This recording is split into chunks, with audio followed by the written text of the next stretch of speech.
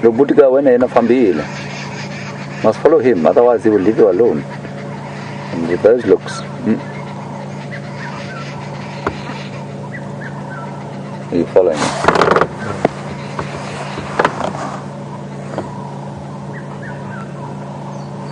So when? Okay, you're not in the shot. Okay, shall we follow him? We will of course lose signal down there. Sorry.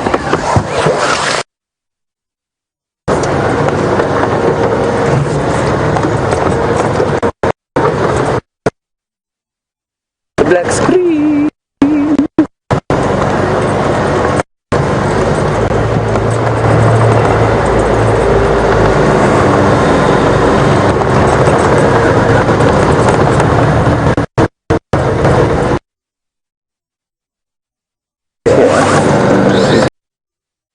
Welcome to Safari Live. What a great start to the morning, lion and leopard.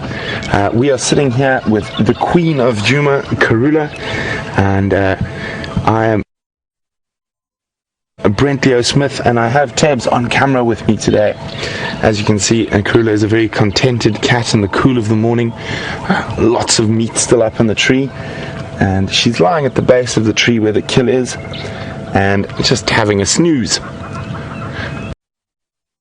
There we go. Still lots of meat left on that impala, and it doesn't look like the rest of the hyena clan have found where she is.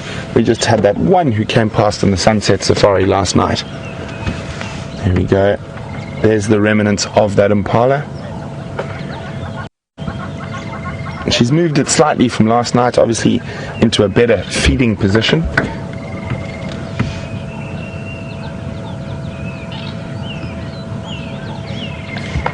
And one of the reasons why the hyenas probably haven't descended here en masse is this cool weather would have not kept the rotting of the carcass quite slow. And if we look here at the base of the tree, you see there's a very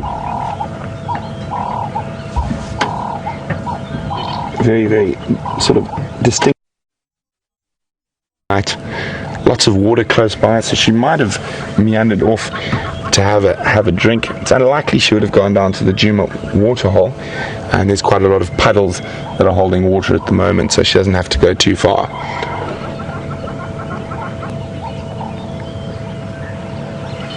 You can see her belly moving there, and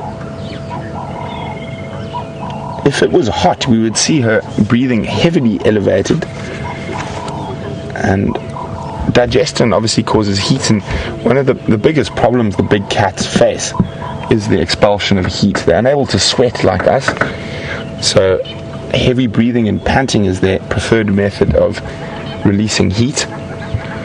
And obviously this nice cool weather is very, very comfortable for them to digest a big meal like an adult impala female.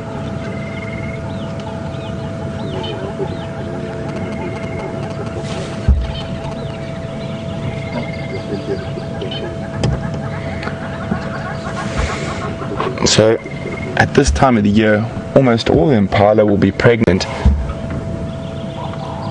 and I know with Scotty and Jamie you might have seen a piece of the fetus that she was feeding on. I can't see any fetus left in the tree now, so it's more than likely she's finished the fetus. So it is very sad, but it is part of nature. Also at this time of year the impala females are a little bit more cumbersome. They should be dropping babies in the next couple of weeks, so unfortunately there's going to be a lot of dead babies around leading up towards the new year.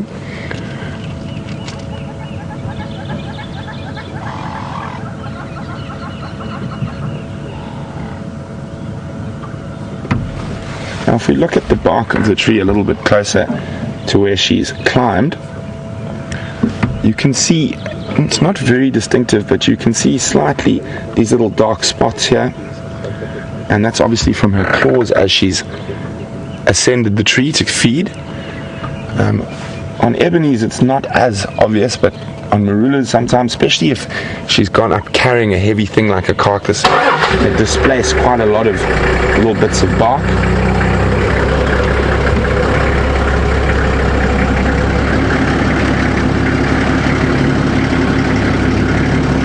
And ebony trees, or jackalberries as they're called, are often great favorites for leopards to stash their kills in throughout the year. Often have a nice big canopy, thick green leaves, so provides quite a bit of shade for when it is hot.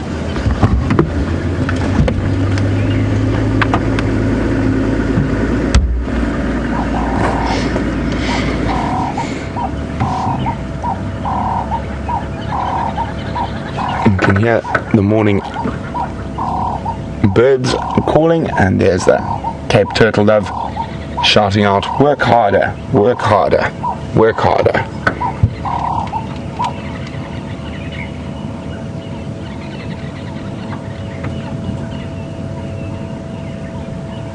So it's incredible. When we first got up this morning, and there were impala not 50 meters from her, and they weren't alarming, and they did know she was there, and they can just see by their behavior that she wasn't interested in hunting them. Not to say if she wasn't in the tree and one happened to unfortunately walk close enough to the tree, being an opportunist, she would definitely take that opportunity to try and grab the impala. A bit of grooming. And there we can see that distinctive marking on her forehead. Ooh. Now, quite often before a leopard ascends a tree, they will look up at the carcass. So we haven't seen her do that yet, but fingers crossed she will. And she's been here now for 2 nights, and Blue Jay is wondering how long will she stay here for.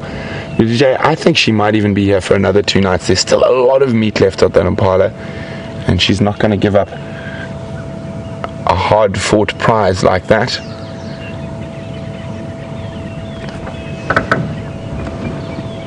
Oh no, actually, let me just move forward a little. Oh, she's looking up.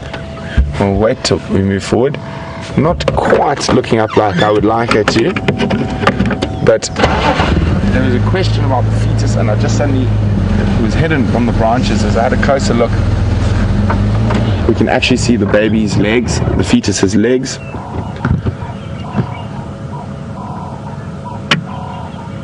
There we go. And so you see that the head of the female, and those legs are far too small to belong to an adult. So there's the baby impala. So she hasn't finished the fetus yet.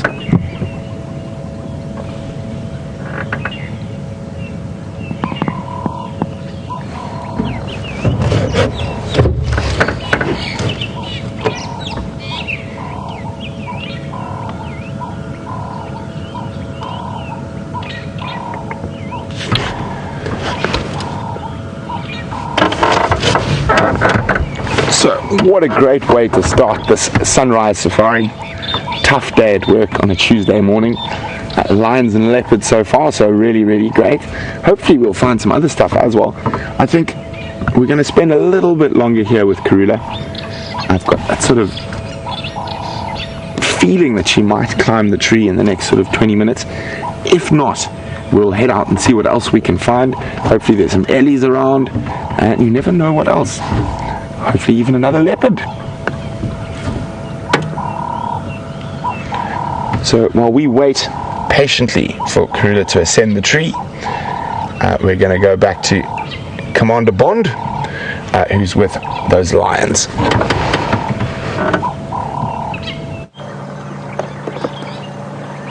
Well, to use the ultimate cliche, when it rains, it pours.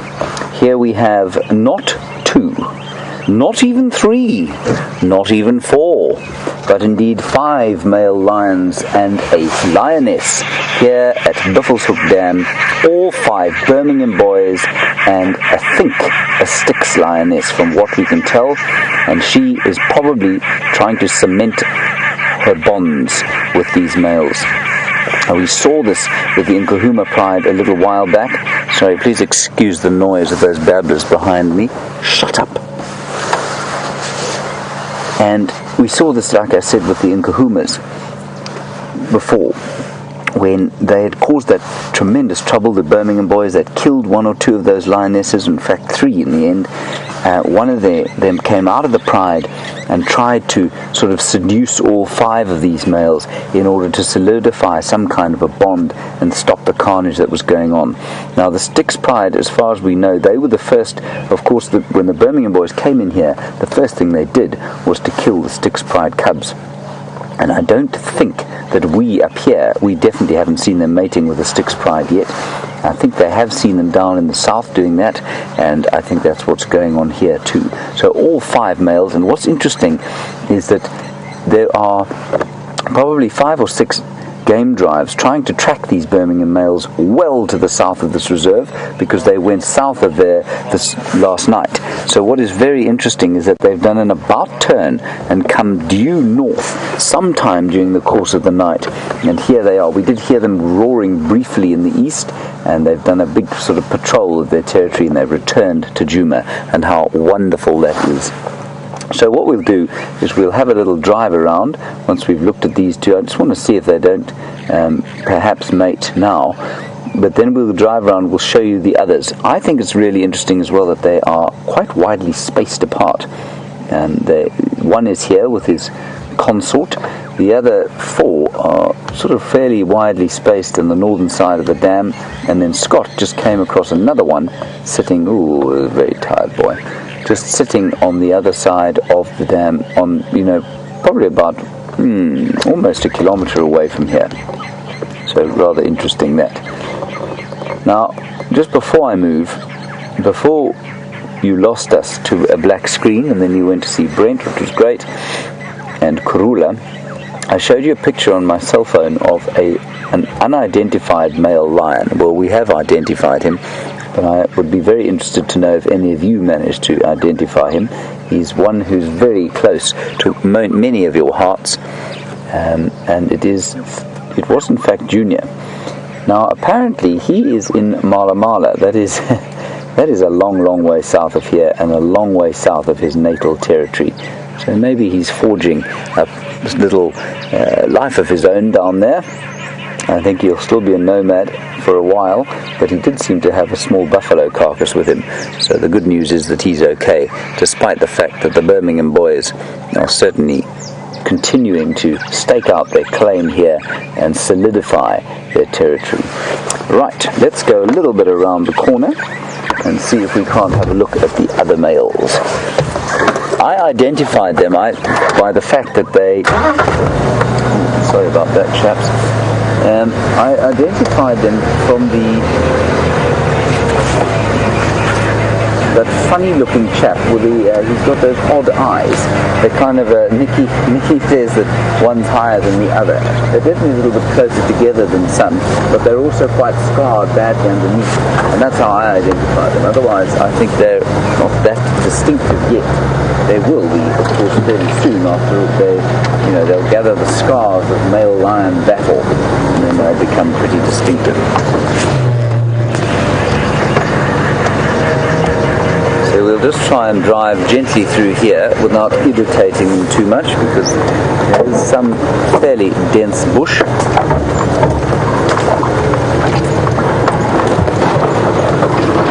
What a wonderful way to start the morning. Careful there, Andrew. We don't want you having an injury done to you on your first day back.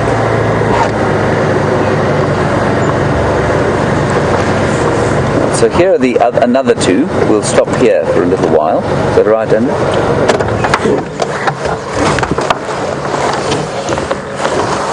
And is this the fellow I was talking about with his eyes?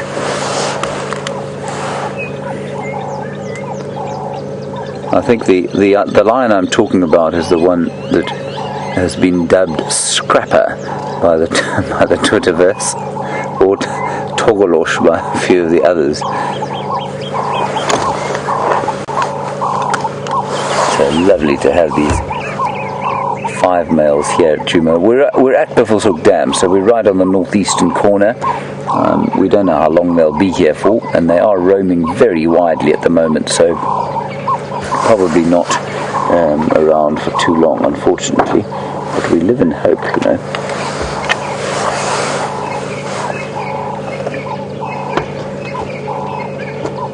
And I suspect they probably arrived here not too long before we did. They would have been moving around during the night, and now they're going to have a deep and profound sleep, because lions love to have many deep and profound sleeps during the course of the day. It's not hot yet. It's probably sitting at around 18 degrees Celsius or 81 Fahrenheit. No, it's not 81 Fahrenheit. It's about 68 Fahrenheit. And so they will move around a little bit during the course of the day, but not much. I think it's going to get a bit hotter.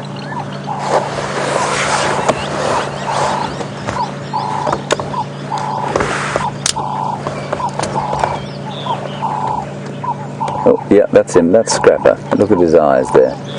He does look... I can't decide if he looks like a scrapper or if he looks like he's got makeup on. Either way, he's got a very distinctive looking face. And if he's around, you know he's one of the Birminghams. But also, interesting that none of them have got dark manes. They're all fairly blonde. I'd be very interested to know the exact genetic relationship between them all, because I think the first one we saw and the first one we opened the shot with was this chap and the guy behind him. And the chap behind him there has definitely got a fuller mane than the rest of them. And I wonder if he isn't a little bit older.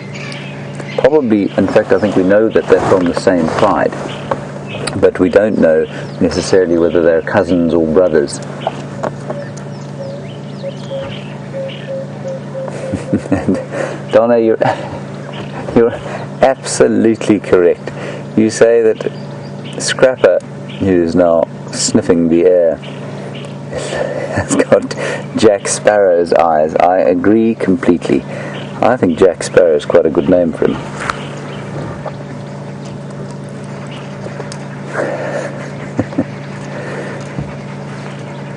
The Pirate of Buffelshoek.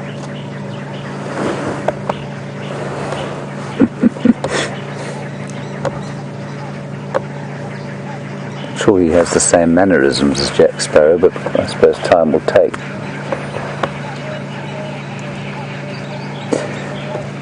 And an interesting one, when we're looking at the faces, and Jen, you reckon that they've got a few more scars on their faces than they did before.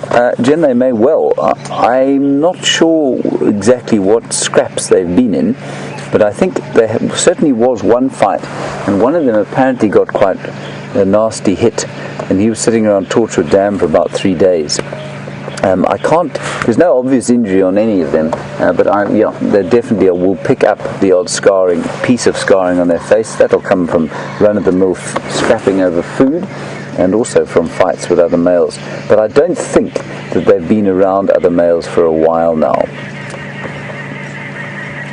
Right, so those are the last 2 here. We'll drive through the middle and pick up on the other. And if any of you have got ideas for how we can identify them, so we've got old Jack Sparrow here with his eyes, and he's pretty easy to identify. Any other identifying marks that you pick up on, please let us know, and let's try and get some kind of identikit going so that we know exactly when we're seeing them and when we don't. And I'm just looking at the sand down there. Sorry, I know this isn't particularly predator rich, but look at the grass coming out of the ground there. That's come as a result of the rain that we've had, and that's brand new green grass that will really excite the grazers. That's really nice to see. Alright, we don't need to do too much rangeland science while we've got lions in the offing.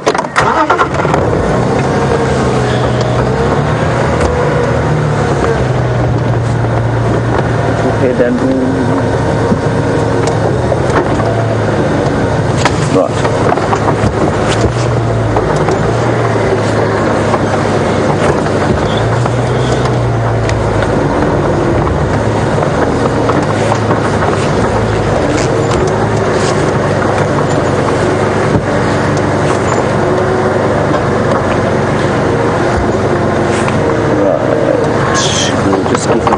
There he is, I can see him there.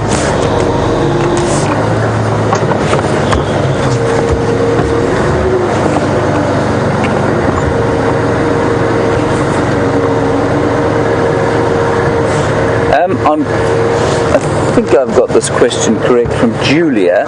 Julia, you want to know how can they identify the female?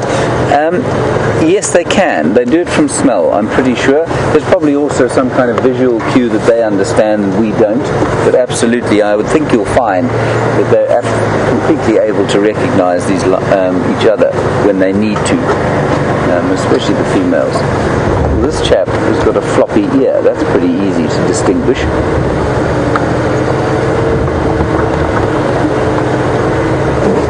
Maybe he's the one who was injured slightly. Yeah, look at his eye. So, this fellow here... Yeah, I think this guy is the guy who was in the scrap. Yeah, his eye and his ears are very floppy. He has not enhanced his good looks. And you can see his right eye, left to you guys, of course, is... Yeah, the left-hand eye is very swollen. The left of your screen eye, his right eye. And his right ear is also very floppy. Possibly some cartilage damage there.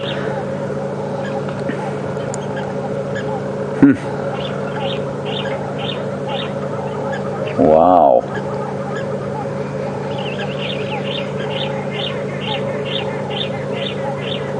So quite interesting. Now this is very interesting. Some information coming through here. Apparently Andrew not Andrew on camera, he's been in Johannesburg, but Andrew from Cheetah Plains has said that they were fighting over that female. Now that's very unusual behavior. Normally that doesn't happen. Normally the lions only fight over, they'll scrap over food, but when there's mating to be done, it's normally kind of a gentleman's agreement between the lions that the one will mate and the others will stand back. But clearly that hasn't happened here.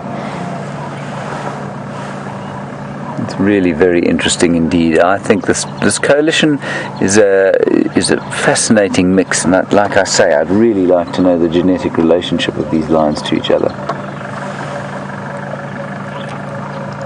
Yeah, so he's not in a particularly good way, this fellow. I don't think it will affect his life too much. He'll just need a bit of time to get better. But if you're a lion out here, or any kind of predator, you don't really get the luxury of taking time off.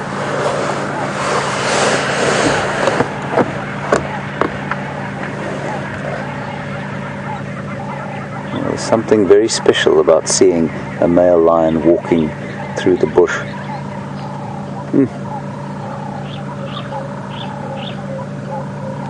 Having a little scratch on the zebra wood tree. Move around there. See where he's going.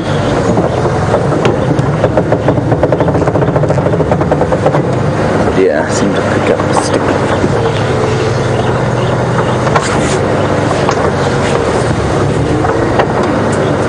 Well, Andrew, not a bad start to your sojourn, this work cycle. Ooh, hello.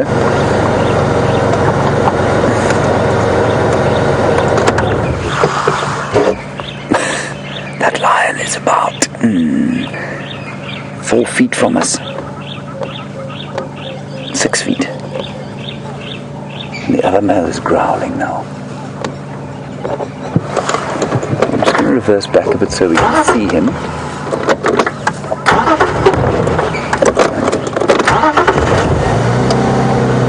And this male is marking territory, very clearly marking territory. marvellous. He's so close to us now. I just wanted to see what the other one's growling about. There we can see him now. They're all marking territory. This is interesting.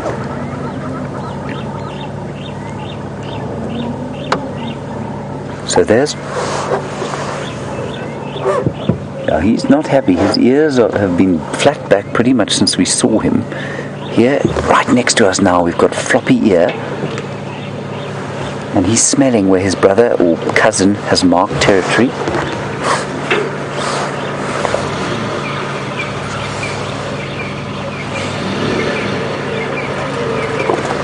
Now Blair, I think you're pretty much up with what's going on in the politics of these lion prides, and you say that 3 brothers and 2 cousins. That would make sense, especially as the 3 of them apparently... There we go. This is an astonishing picture. Andrew, watch your head. Oh no.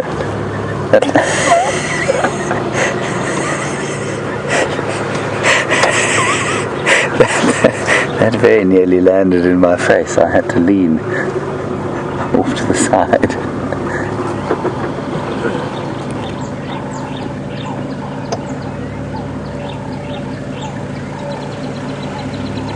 Oh, look at that. This is magnificent. Now, Phil, you want to know. I'm going to get back to their relationship to each other fairly soon. Oh, you reckon that? Oh, you want to know how old they are? I think that these guys are about 3.5 years old. Maybe, no, I'm talking rubbish. I think they're about 4 years old. I think one of them might be 5. One of the bigger mane might be 5 years old. But yeah, so just coming into their own. If they were on their own, they'd be too small to be taking a territory. But as a coalition of 5, definitely large enough. The other interesting thing, we were just talking about their genetic relationship, and Blair, you said 5, at least three brothers and 2 cousins. They have been splitting into 3 and 2, quite interestingly. Well, I mean, it's difficult to split 5 down the middle any other way, but I think you'll find it's the 3 brothers and possibly the 2 cousins, unless the fight that they had was based on the fact that one of them isn't in fact a brother. I don't know, it's very interesting. But so now I don't think that floppy ear will recover. I'm pretty sure that the eye will recover, but I think if that cartilage is gone in the ear, I don't think that will recover. So we've got some good identifiers now. What a lovely place to put your head, wouldn't you say, Andrew? Right next to the bottom.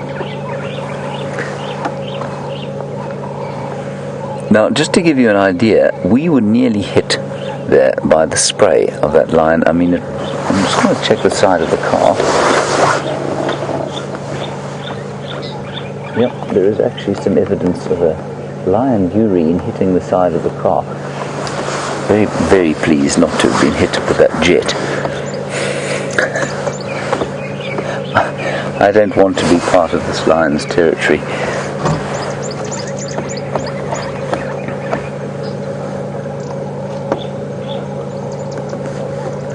This is now, I think, going to be a lot of sleeping. Now, I said that they were probably between 4 and 5. Certainly the bigger one, I think, is probably about 5. And Mr. Moustache, you want to know how long it will take for them to get that full kind of glorious mane. They will reach a mass peak at about 8 years old.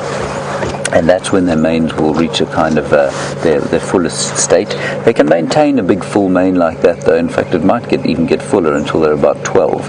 They will start to lose mass, though. After about 9 or 10 years old, they'll start to get a little bit lighter and won't maintain quite the same muscle mass. But their manes will continue to develop throughout life until they really hit nutritional difficulties, and then it'll kind of disappear again. So between 8 and 10, they get their really full, beautiful manes. And that little picture of Junior that I showed you, I thought was very interesting, because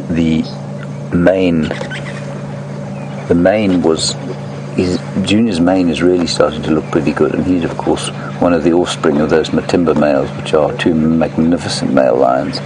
So I'd really like to see Junior's development going forward. Right, well, as you know, those of you who have house cats, cats do a lot of nothing, and from 5 big cats doing nothing, we're going to go across to a spotted one that I don't think's doing much more. So as you can see, Queen Karula has not moved an inch since we were last here, so I think she has had a sufficient feed that she isn't going to move at all for the next while, but we definitely will be coming through and checking on her a little bit later on the safari. And for now I think we're going to head off. I can hear some elephants breaking branches in the distance, so maybe go see if we can find them. So really exciting. A flat cat's definitely better than no cat, so let's keep going, see what we can see. We know we can come back to her a bit later.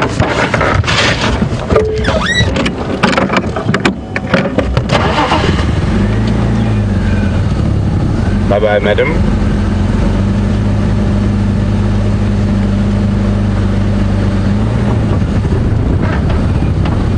So it sounds like there's some elephants on the other side of the Djuma dam camp, a little bit further to the east. I can just hear branches breaking in the distance, so hopefully I haven't moved off too far. You're gonna stop? Are you gonna stop? Nope.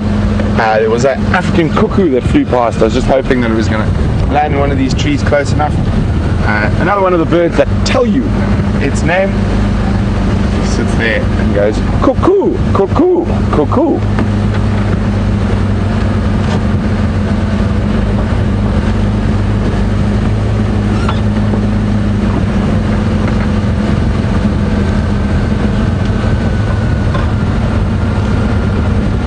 Oh, and there we have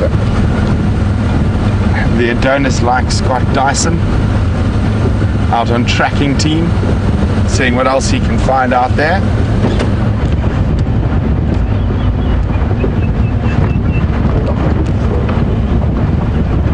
Morning, Scotty. Morning, Brad. How's it going? Very good. Morning, Tibbs. Morning, everyone. Where are you off to next? I think I'm going to go home. Are you going to go home? Yeah. Oh, there's lions, there's leopards, there's some elephants I can hear down there. Exactly. Oh, so there's not much work for Scotty to do on tracking team this morning, so it looks like he might be going for a snooze. I think so.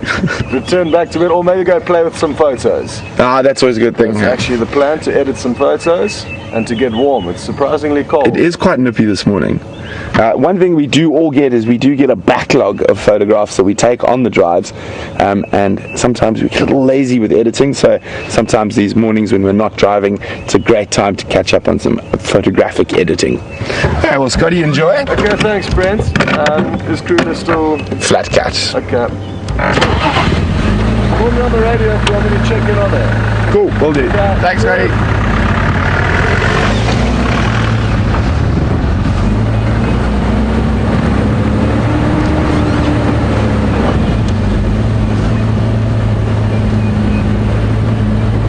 So I would have guessed those elephants were in this general area here, probably about 1.5 kilometers from where we were sitting with Karula. We just hear them in the distance.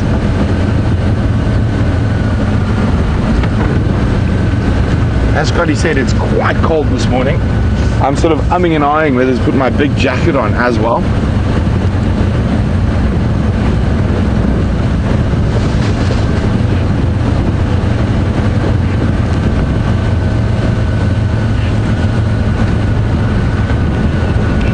Just can't see too much from here. I think once we get across the dam wall, we'll be in a better position to try to find those ellies.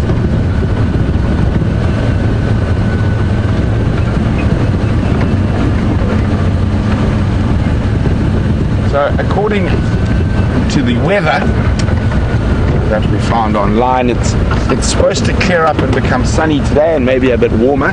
I am definitely pro warmth and anti-cold.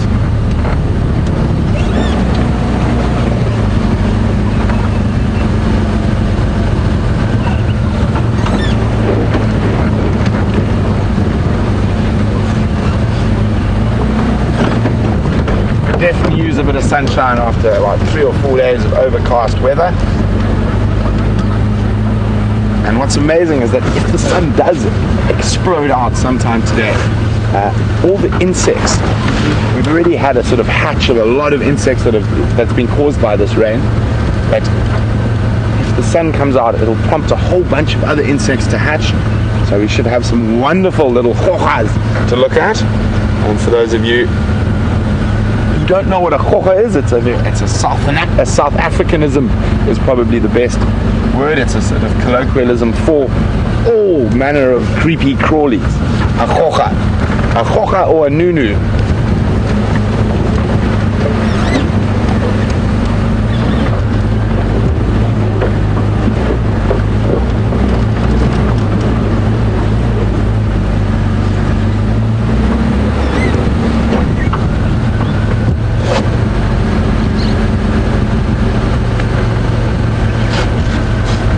It has been very, very dry over the last while. We did have a bit of early rain, but Mandinga, welcome Mandinga, who's a new viewer, welcome to Safari Live, or maybe just new to asking a few questions, is wondering whether this prolonged drought could cause an anthrax outbreak.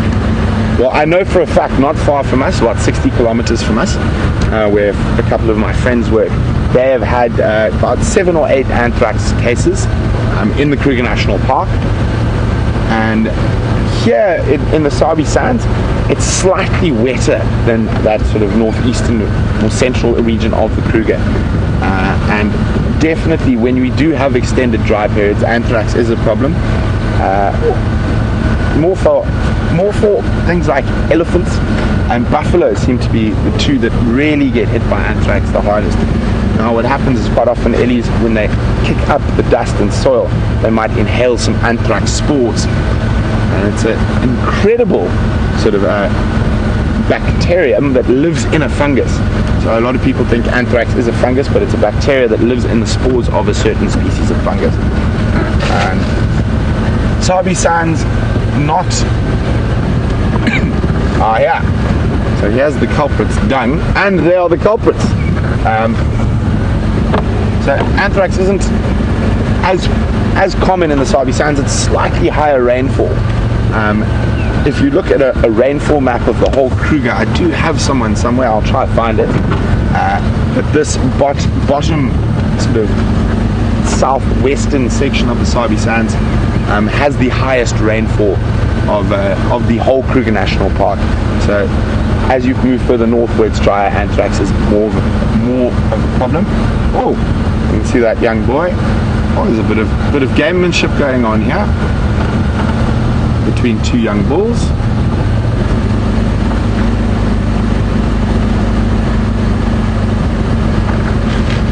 Morning, teenagers. Yes, you're very big and scary. I'm petrified.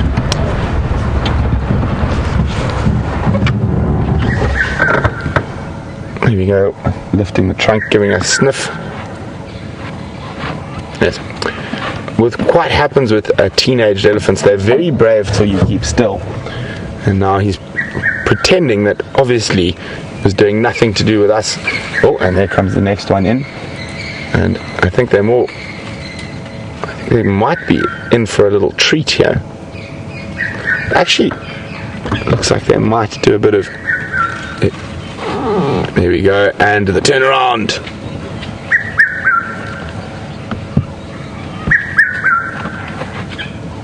So it's always wonderful when you get to see these young bulls play fighting. Oh yeah, the tusks clipping together.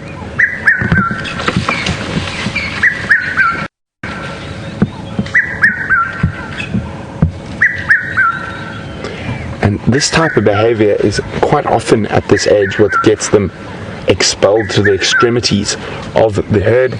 They can be quite boisterous and interfere with the cows and their calves.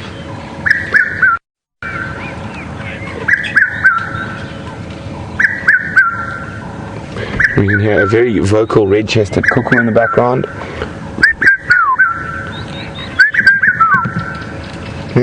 From what I can see, there's probably at least 15 elephants spread out through the bush around us.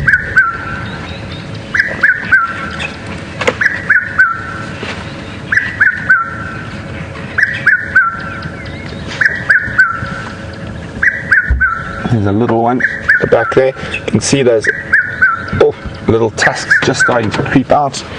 And that normally happens around a year old. The tushes. And there we go. What's about to happen here is one of the reasons that they get into trouble. You can see they're all in a mood for playing and boisterousness, and they start trying to do that with the adult females who are not so tolerant of behavior like this. Oh, I hope you guys are getting some great screenshots of this behavior, and remember to share your screenshots with us and with everyone else out there watching Safari Live. You can do that on the Safari Live Facebook page, or just use the hashtag Safari Live on Twitter.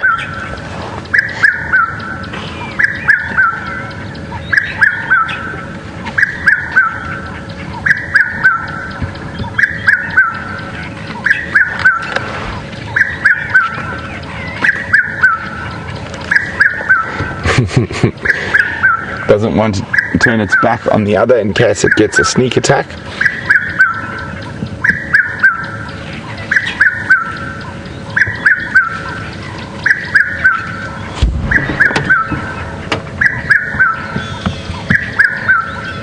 All the posturing, ears out, head shaking.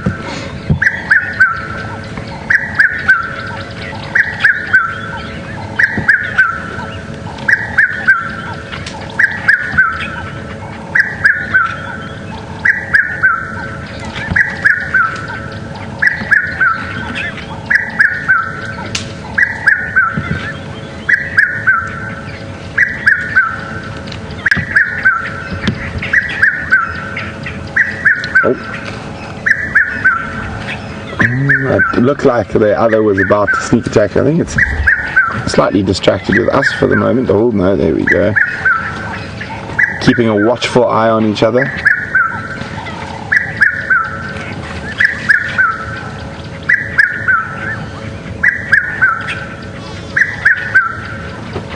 Oh, look at that! Very playful mood this morning.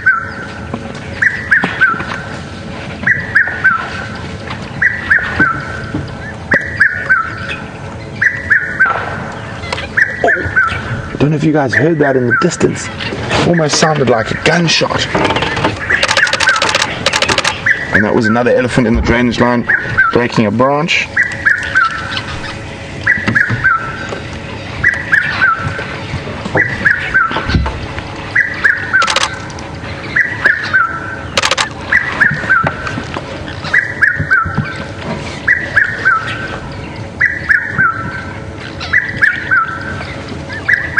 This nice cool weather, bit of rain, lots of greenery sprouting up, so the eddies are in a good mood,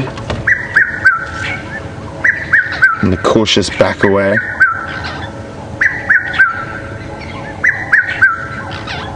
Oh, look at that, incredible. Looks like going down onto its knees, sort of enticing the other into the game.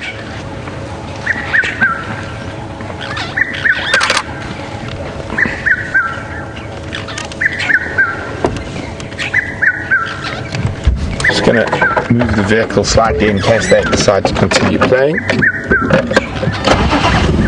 So even though I can see this herd's very relaxed, just because these youngsters are being quite boisterous, before I start the vehicle, I let the vehicle run for a few seconds. It lets the other elephants, oh there we go, going into the bush there to play the game. It lets the other elephants know that we're around. And especially if these two start really charging around and trumpeting and screaming, they can actually work up the rest of the herd a little bit. So we start the vehicle, let it run for a few seconds, just to let everyone know we're there, we're here, and we're not trying to interfere or cause any trouble. And there we go.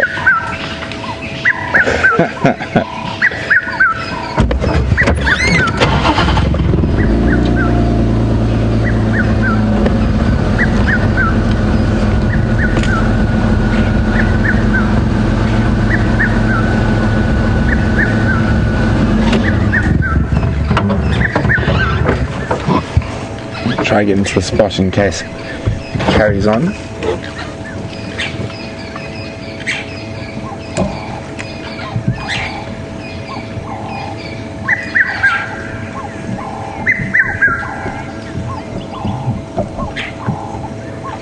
Looks like there's a hiatus in the game at the moment. Oh, and then it starts. Okay.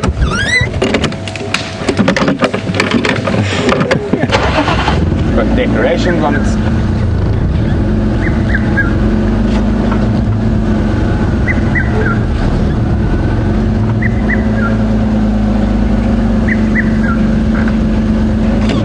Decorations attached to his tusk at the moment. Lost the decorations. And you can see a bit of showing off, breaking branches. Oh!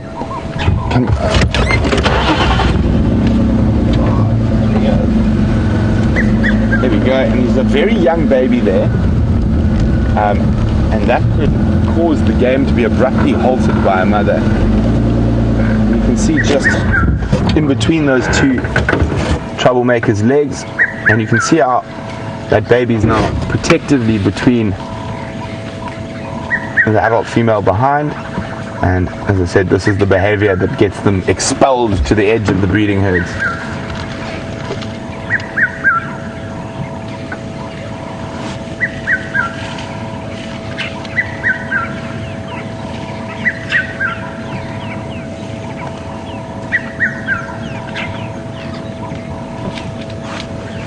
While all this wonderful elephant interactions happening, we can hear that Piet Mayfro, or red-chested cuckoo.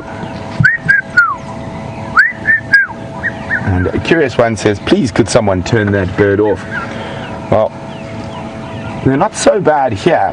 When I was living in the Central African rainforest in Gabon, we had one particular red-chested cuckoo that literally for 12 months of the year lived above my tent going like that, and 24 hours a day. It became very, very annoying. It looks like the game's taken a break. They've split up, so there's looks like some nice eddies down here in the drainage and some interesting angles to be above elephants every now and then.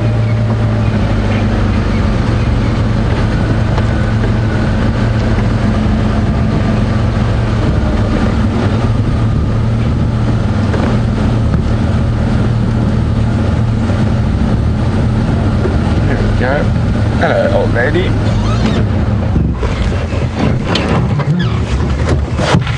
So we saw those young Eddie bulls drop to their knees a few times while they were playing, and look how she's about to use her tusk to break that little spike thorn. There we go. Elaine's wondering, how common is it for elephants to drop to their knees? More common than you would think, Elaine. They do it for various different things. Those guys were just playing. They were doing it for the joy of the morning. But I've seen adult bulls drop to their knees to dig out roots of plants using their tusks. And as well adult cows. Also, a while ago, a couple of weeks ago, we watched a very big adult elephant bull drop to his knees to pull out the Djuma Pan's water pipe so he could get fresh water.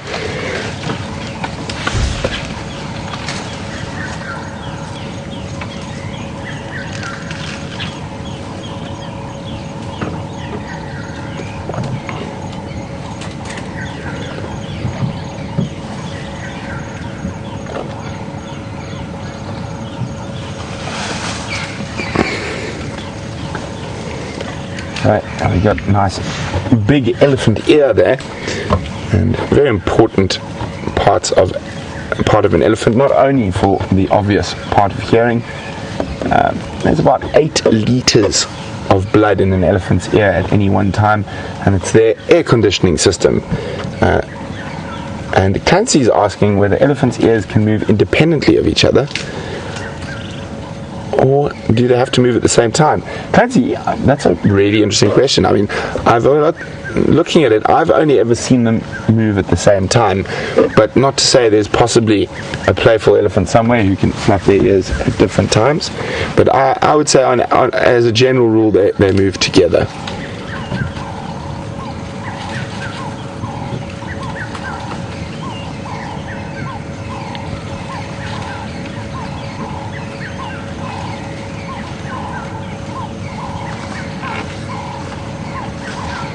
itchy, yeah.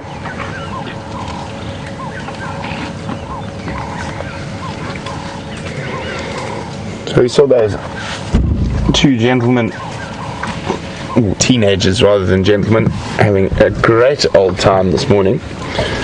And Jane's wondering, do they ever hurt each other? They can occasionally, Jane, but generally with that type of playing, it's far more playful rather than serious. But when they are adult bulls and they're fighting for breeding rights, they definitely do some damage, and they actually can kill each other in those fights.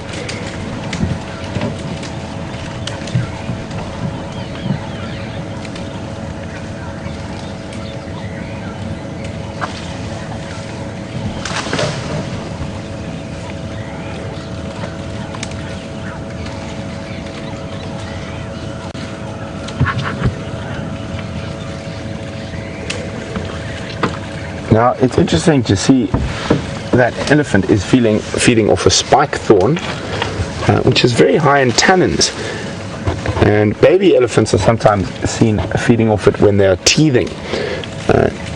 It creates a bit of a numbing effect on their mouth.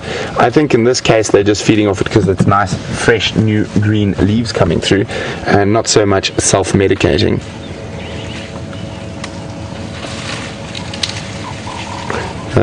The two species that baby elephants are known to feed off while teething is a terminalia, or silver custleaf, and the spike-thorn family.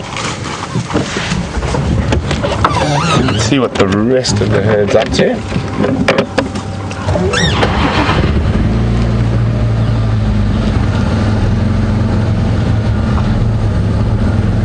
Always very important to move very slowly and calmly around eddies. Even though this, oh look, there we go, we talked about elephants going onto their knees. There's an adult female, she just dropped onto her knees. There we go, and she's just, looks like she's digging in the mud there. It looked like more of a stretch than anything else. And you love it when they rest their trunks on their tusks. Sure, the trunk is constantly working, and it's a wonderful resting spot to give your trunk a little bit of a break.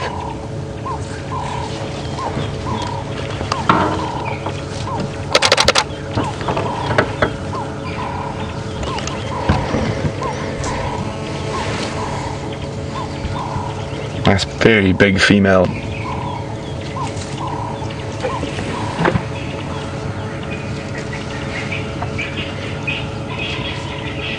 Now, the other reason elephants will drop to their knees to dig out soil, and quite often the soil will have a high either salt content or mineral content, and those minerals will be deficient in their diet, so they will drop to their knees, use their tusks to dislodge soil to eat.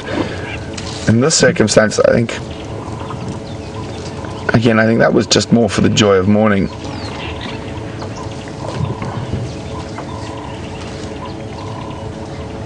It almost looks like she's thinking about, should I do it again? Was that fun?